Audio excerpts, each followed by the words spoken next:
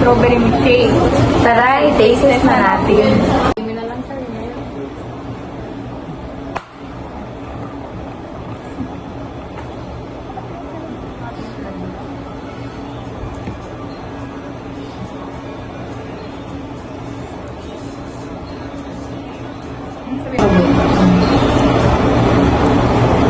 Medyo creamy siya. Tapos yung milk niya, mas angat siya dun sa mismong strawberry. Ano lasa niya parang creamy? Masarap siya, tapos sakto lang yung tamis niya. And creamy siya. Hi guys! Next up namin is yung mga sundae nila, yung mga ice cream. So, ang binili niya is yung mix Matcha. Mix Vanilla matcha. and matcha. Yes, yun ang binili niya. Dali. Ano lasa niya? Masarap siya and matamis naman. Sakto lang yung lasa. Sakto ng lasa. Guys, kung meron din silang ibang, other flavor. Alam ko may taro din sila or whatever. Alam ko sa ibang branch, pero dito kasi, vanilla and matcha ang available niya. So, ang binili ko naman is matcha. Pure matcha. So, ang problema lang kasi, kaya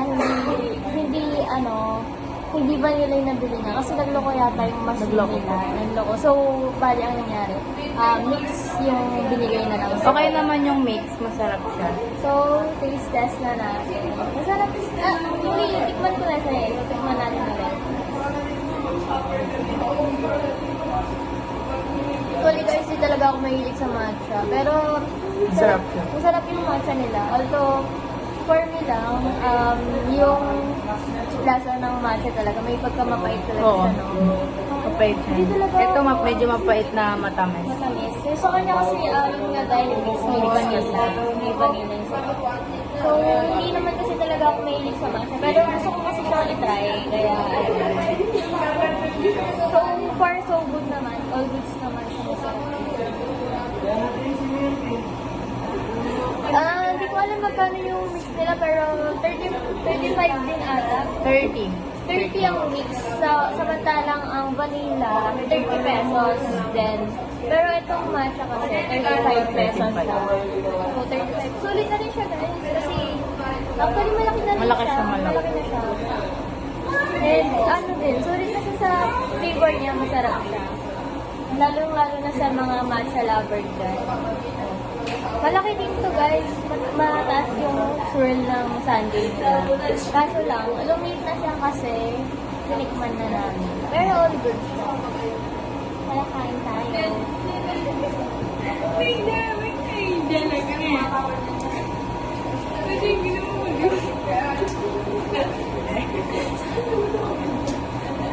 So far so good guys. Ano naman siya? Affordable naman yung mga nila dito, yung mga tinitinda nila.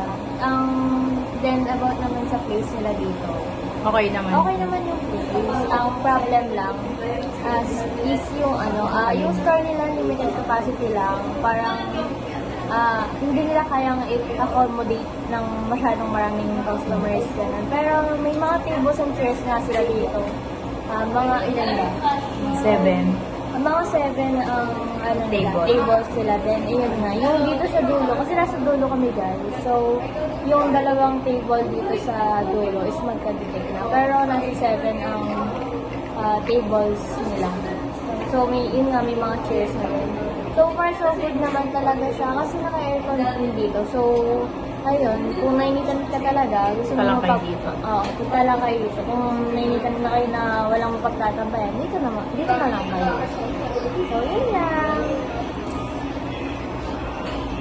Gusto niyo guys, bili kayo Kain na. Lalo na bukas guys, brown out, April 26, dito na lang kayo tumambay. Diba?